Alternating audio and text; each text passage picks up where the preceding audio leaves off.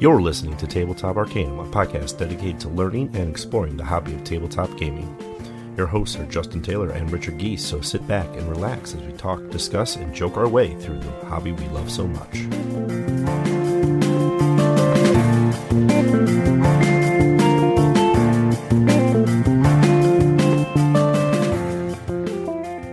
Create the civilization with the most storied history, starting at the beginning of humankind and reaching into the future. The paths you choose will vary greatly from real-world history. Your civilization is unique. In Tapestry, you start from nothing and advance on any of the 4 advancement tracks: science, technology, exploration, and military, to earn progressively better benefits. You can focus on a specific track or have a more balanced approach. You will also improve your income, build your capital city, leverage asymmetric abilities, earn victory points, and gain tapestry cards that will tell the story of your civilization. Welcome to Tabletop Arcanum. We're your hosts, Justin and Ricky. And you're going to hear a lot of Justin today. I'm a little under the weather, but I thought you'd want to hear my sweet, sultry, cold voice. I don't know. You know, it almost sounds like you're that weird, creepy guy on the riverboat that we don't want to talk to, but we have to because you're giving us a quest. Hey, kids. What are you doing over there? Right. Why don't you go find me some gold that the rats in the vents took from me? Oh, geez, mister, okay. Oh, yeah, how about you find my wife? So, yeah, I'll be talking and taking a little bit over. Also, doesn't help that you were out of town for a little bit, so I got more plays than you did on this one. And we're going to be talking about Tapestry today, the new game by Stonemaier Games, designed by Jamie Stegmaier. So, but first, the roll recap. What do you got? Well, I was out of the area quite a bit this past 2 weeks. I went out to a cabin, and then I went on a golf trip. Did you go to a cabin in the woods? I went to a cabin deep in the woods. Like that movie Cabin in the Woods? No one got murdered. Oh. I was actually impressed we all made it back alive, though. Oh, good. We did play a few rounds of party games out there. We busted out Pass the Popcorn. It's a movie game where you are either read a quote, given the cast, given the characters, or given a synopsis of a movie, and you try to guess what the movie is. Fair. So, movie trivia with a couple different genre or categories to be able to guess on if you are not good at names or... Exactly. Okay. And you played Cards Against Humanity because that's an easy game just to throw out there. I mean, it's been around forever. A lot of people have gotten to the point that they're sick of it. Some people are coming to the point where they're back on board with it. I don't know. It's a cycle. But busted that out. We had some fun. Played some Harry Potter, of course. Other than that, not too much. How about you, Justin? Been a little heavy on the LCGs, but we had a match of Game of Thrones while that's still kind of going around and kicking. Unfortunately, that game is kind of coming to an end as far as new content comes. Pretty much it's down to one deluxe box and one kind of final push pack at the end there. But it's been a good journey on that game, and it's got a lot of content. And the community definitely seems to be behind it in such a way that they're going to kind of self-drive and motivate themselves a little bit. Netrunner kind of had the same thing when that was officially canceled, is the community's been keeping that one at least alive in the community. Started the Dunwich Horror Return To box for Arkham Horror, the card game. That's been a lot of fun. The Return To hasn't been much of a mix-up, so I'm kind of interested in seeing if it goes any further as the campaign goes, but the first 3 scenarios, it's been like a location or 2 that have been mixed in that you may or may not even get if you randomize it. We kind of made sure that was the selected one just so we could experience the new stuff ourselves the first time around. But that seems to be it so far. The encounter sets have been mixed up on the 3rd scenario a little bit. And a little, I'll take it back. The first two, there was a little bit of the encounter sets that were mixed in, and there was like a new version of an old favorite. I kind of like the new ones better. So we're getting a little bit of flavor there, but overall the story seems to be the same. It's just what random challenger you're going to get is a little bit different. Then I started playing Tapestry because we were doing a review about it, and we needed to play more Tapestry, so I played some Tapestry. Tap, tap, tap away. Gloomhaven, got that back out again, and probably get another one before next episode too. And then I had an all-day event where we played some Sherlock Holmes Consulting Detective, and we started tackling the Jack the Ripper cases. So the particular West End Adventures box comes with 10 cases total, 4 of which are themed around the Jack the Ripper serial killing. And you literally like play Chapter 1, Chapter 2, Chapter 3, Chapter 4, trying to catch the killer. You can't officially catch Jack until the end, because they kind of have to historically, narratively play out in some sense. But you get a decent sense of what happened and a little bit of like where some of the misdirections came from, who some of it is a little fictionalized and filled in the gaps, because if you actually look into the real murders, there's still a lot of, they're not exactly sure what happened. Detective work back then wasn't as good as now. Right, and there was a lot of issues that they came across too. Like the guys who took in some of the bodies, like cleaned them before cops even had a chance to look at them. Mm-hmm. So, yeah, a little rough around the edges there. And then this week has been prepping for Arkham Knights, which is next weekend here. I'm still very jealous. Yeah, it's going to be a lot of fun, and I'm excited. And we will do a Arkham Knights 19 recap on our next episode. But that is about it as far as my role recap goes. Excellent. I just realized that I kind of sound like Lunch Lady Doris from The Simpsons. I just wanted to bring that up so from now on the listeners can understand what I'm going through. Grease me up, woman. Okie dokie. All right, well. Yeah, okay, so let's talk about Tapestry before that got really weird. So Tapestry, brand new game by Stonemaier, as I said in the beginning. It's 1 to 5 players, so you can solo it. Takes about a couple hours. A little bit longer when you're alone figuring out for the first time. When you seat all 5 players, it definitely is pushing that 2 to 3 hour mark. As there's just a little bit more stuff going on per player. But it's a civilization engine building game is how it's marketed. So let's talk a little bit about it. And let's first talk about the first impressions. So what do you think when you saw this box and the components and things? These are some crazy buildings. They're beautiful, crazy, beautiful. Yeah, so they're in the box. You get 18 pre-painted plastic buildings because you actually put them on like a civilization mat,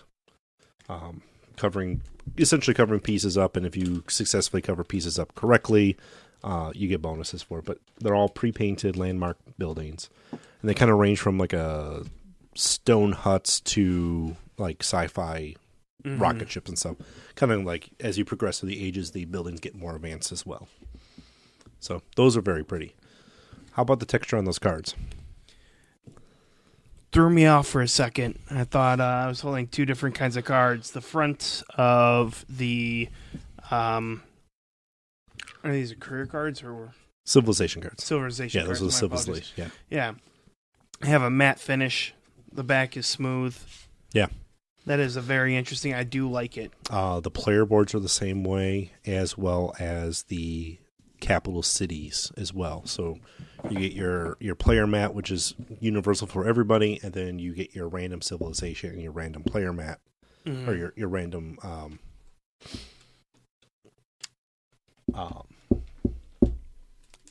capital city dealt to you. So that kind of builds your tableau in front of you that you play with for the rest of the game. But yeah, the quality of components and the tapestry cards themselves are just nice, good, thick cardstock. Very nice finish on them.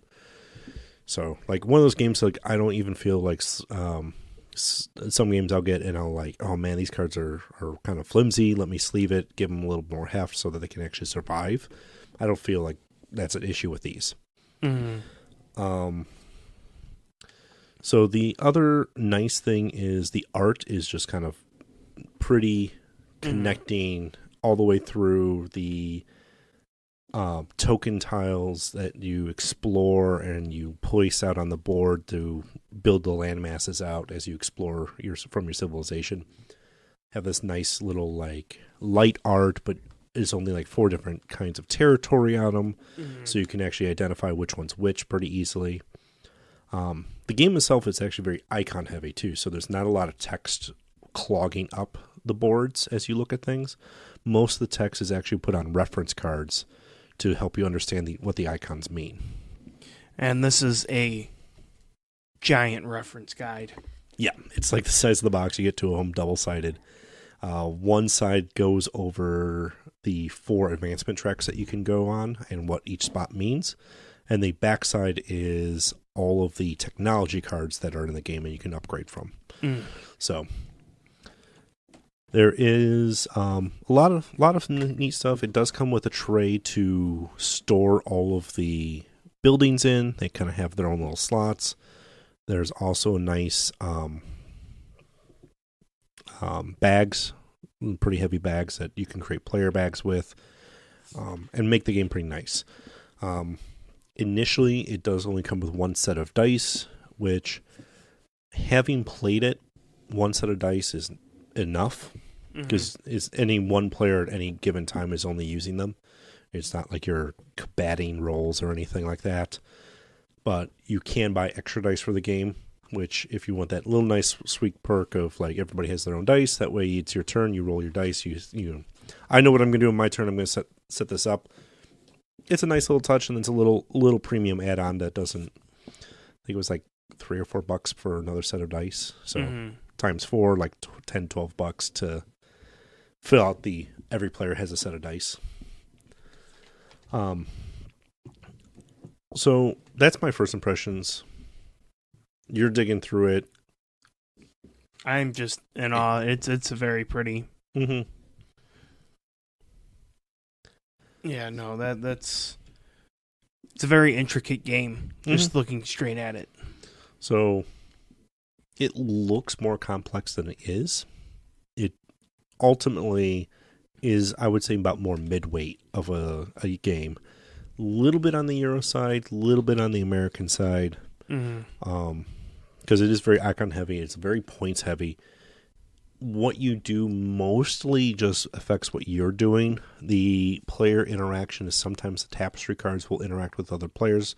Sometimes your civilization power will interact with other people. But mainly the biggest interaction either is what they call a conquesting action on the board, where you actually take over a territory that someone else is. Their little marker gets knocked over and you control that territory. Or it's who's where on those resource tracks and those advancement tracks. Because there are 3 tiers that you can go up on the 4 different tracks, and the first person to break each tier gets one of those landmark buildings. So by doing that and getting there ahead of someone else, you get the building they don't. They still get the benefit of the space and everything else, but there's that landmark building which grants you extra points.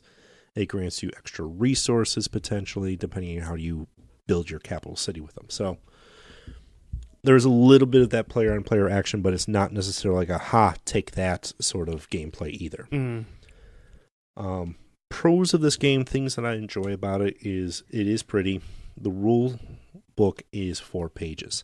This is both a blessing and a curse, because while the rule book is 4 pages, most of the time you'll reference those reference cards to figure out exactly what that space does. And those are rules too, but once you get a game under your belt and you understand the icons, the game kind of already tells you what you're trying to do with each space. There may be one here, one there that's a little wonky that you would have to like reference back to. But other than that, the core rules are pretty simple. You're either taking an income turn, which means you're gaining resources and scoring points, or you're spending those resources you just did doing an advanced turn and moving up on the advancement tracks until you're ready to take another income. You take 5 income turns throughout the game. The game starts with their first one, and the game ends with your last one. Mm. Your game ending is interesting because when you take your final income turn, I may still have advanced turns to take. So while you may have finished your game, I still play until I'm done. So everybody's end game is a little bit differently paced. I haven't seen it been very drastic, more than like a couple turns usually. Mm. But it's depending on where your civilization and building goes. High quality pieces is another great feature of this game. The cardstock is thick. The plastic models are like a good heavy heft. All of the markers that you pull on your player board, the dice, everything is like a nice high quality game. Mm. You are getting a lot for the money of this one because it's like MSRP is just under $100. Yeah. So it's not a cheap game, but the quality of components and stuff that you're getting out of it do make it worth something. The other thing I do enjoy about Tapestry is there are a lot of different ways to score points and do what you want to do. You can either do a science track or tech track or military track or exploration track. And I don't feel any one of these is a wrong way to play the game. Mm. That being said, I do need to rag on it a little bit in the sense of it doesn't actually feel like a civilization game. I don't feel like I'm ever building my culture or civilization other than I unlock this, which means my civilization has TV, but I'm still trying to research how to make nails.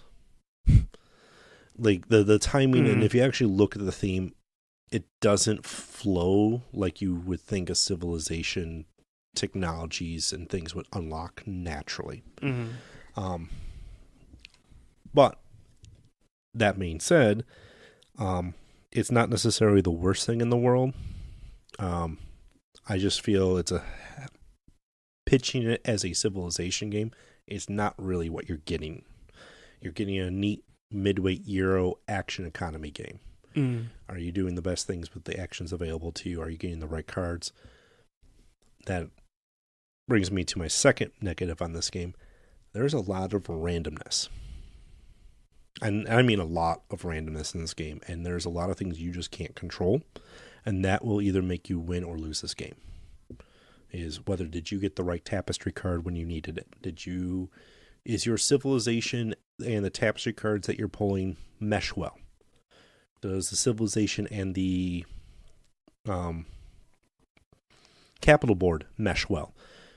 I've seen games go fantastically well for someone because of all these things aligned right. It does feel like there's one player that everything they do is fine, everything they do gets all the points, and no matter what you do, you're not catching up to them, even though at the end of the game, nobody can tell you what you did wrong. Mm-hmm. It's just randomly you did the That's best rough. you could. And you can even go back and think to yourself, like, okay, would I have done anything differently? No, probably not. And I'm still 100 points shy of the leader. Mm-hmm.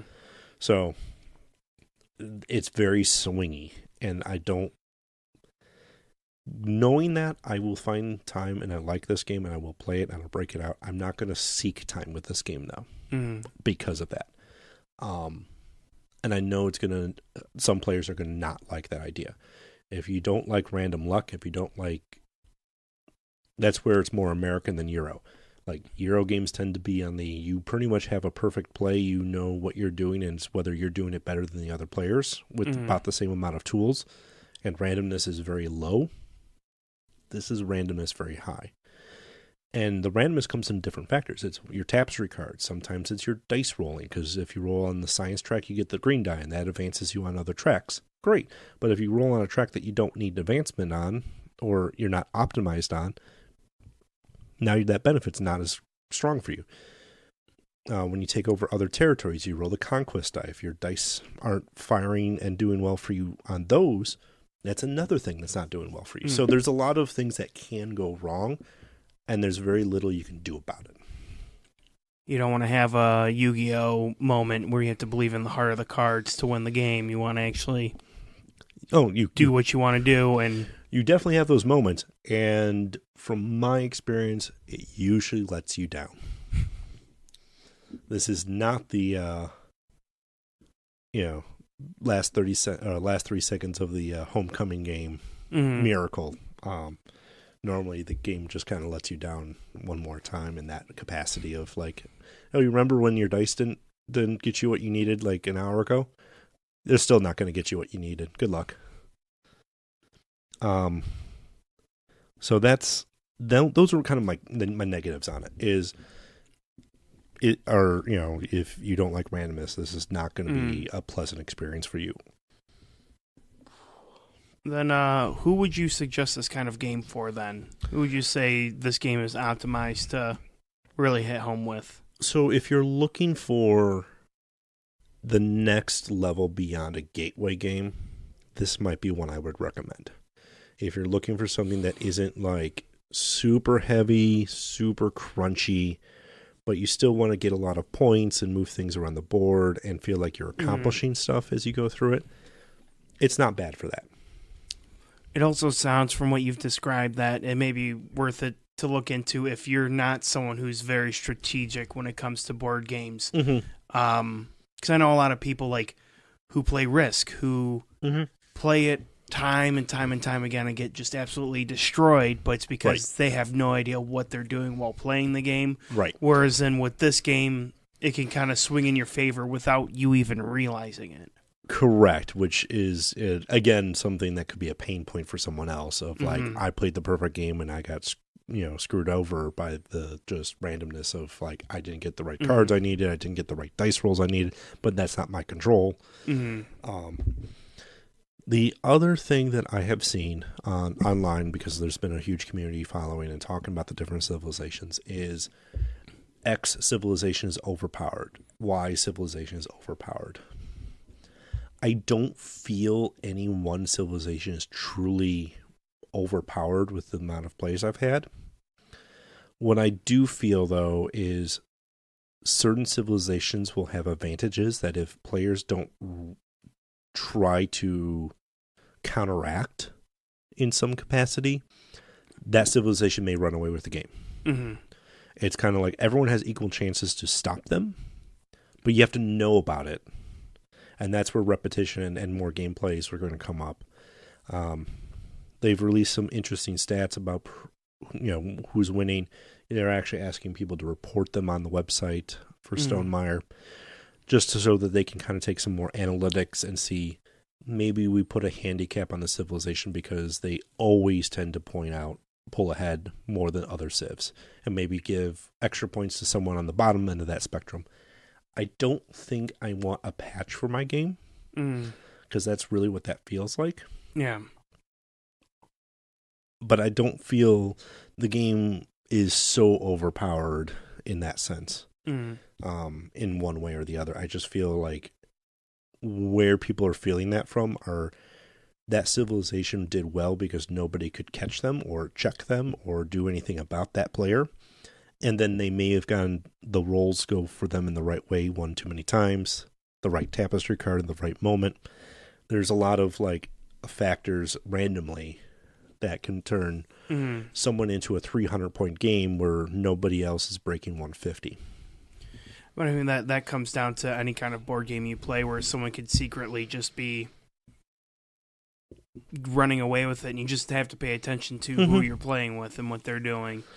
And there isn't a lot of player-on-player stuff, there is some Tapestry cards that allow you to kind of mitigate that to some degree. Or there might be some powers on the advancement tracks that can mitigate that to some degree. But yeah, it's one of those, it's nice, but it's a little rough around the edges when it comes to the randomness. And like I said earlier, you can do everything right, still come in third place, and not know what you could have done better. Yeah. More advanced players are going to find themselves about halfway through the game and probably look at the board state and be able to analyze, like, there's no way I can catch up. There was one game I played where I thought I could, and I finished my scoring one turn ahead, and I meant it to where the other player needed to break about another 100 points on their final scoring. I'm like, okay, I think I'm in a good comfort zone. Like, they're going to get a lot of points because they got a lot of points. They got almost 140. Oh, jeez. Like, It was disturbing how many more points they got. And, like, while I put a big gap between us and the final push, it still wasn't enough. So, like, it's just one of those things. I feel it's a game, if you want to check out, it's something you might want to look into a little bit more, watch some videos, watch some Let's Plays, read some more reviews. It is a lot of mixed reviews. I think everybody so far that I've heard and read has been pretty honest about it in their opinion. And I am too. Like, I feel this game has a home in my library.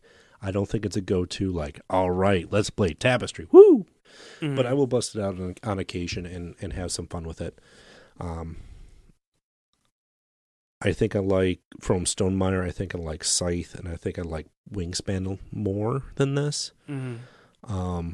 This kind of hits a weird middle spot between the two, where it's a little bit heavier than Wingspan, but a little lighter than Scythe, but just as icon heavy as both. So it's definitely one of the things, if you play a Stonemaier game, you're going to see some familiar themes and feelings. And their games are kind of divisive. Some people like them, some people don't. Not every game's for everybody. So this is my sense on Tapestry. What's your impressions? I mean, it's definitely a very impressive looking game. When it comes down to the scoring being the way that it is, I think I just find it too frustrating not being able to figure out, thinking that I'm in a good place, then all of a sudden being blown away. I mean, and I see that a lot with... or the reverse, where you're just trailing behind since, like, turn one, and you just have no way to catch up. Yeah. Because every time you make 10 points, they make 15. So I could see that there will be fun to be had playing the game. Again, I don't think that I would go out of my way to pick it up myself to have it in my collection. I don't think I'd bust it out with people to have them sit down and play with me. I think the hype train got away from this one a little bit. Wingspan also does that a little bit. There was a lot of hype and rarity and scarcity of that game, and there still is. People are still on the hunt for that game as they're trying to make new printings as fast as possible. I don't know if the same is going to be about Tapestry, because I think a lot of the push was Wingspan won awards. This is the next game from that developer, and everybody wants it because they remember how hard it was to get Wingspan. So I think there was a lot of initial excitement without people really looking into what they were getting. I will say Jeremy did a very good job of putting out his developer diaries and putting out a lot of information about this game before you can even pre-order it. So it's one of those, do your research, figure out if you think this game is for you or not. I have a home for it, you don't. But I think that's also the level of gamers that we're at too. Yeah. So that's all I have to say about Tapestry. Next time, we actually got a... Well, next time is Arkham Knights. Oh, 19. Yeah. Well, next time's Arkham Knights. But in the regularly scheduled review, in 2 weeks... we will be looking at Hunt-A-Killer. We actually received a nice little box from Hunt-A-Killer. They sent us a copy of the regular Hunt-A-Killer box, as well as Escape the Invasion, their new subscription box, which is exactly what it sounds like. Aliens have landed on Earth, and you're trying to escape. Stuff is happening. So it sounded right up our alley, and we decided that we were really hyped about it. Yeah, so we're going to dig into those initial boxes, and it's a subscription box game. So We're not going to get a full version review of it, and we're going to keep it spoiler light and kind of give you our impressions of what we feel these subscription boxes are like, and whether they're worth the time, the cost of entry, and the fun that you can have with it. So, till next time, this is Justin. And this is Ricky. Keep on rolling on. Rolling, rolling, rolling.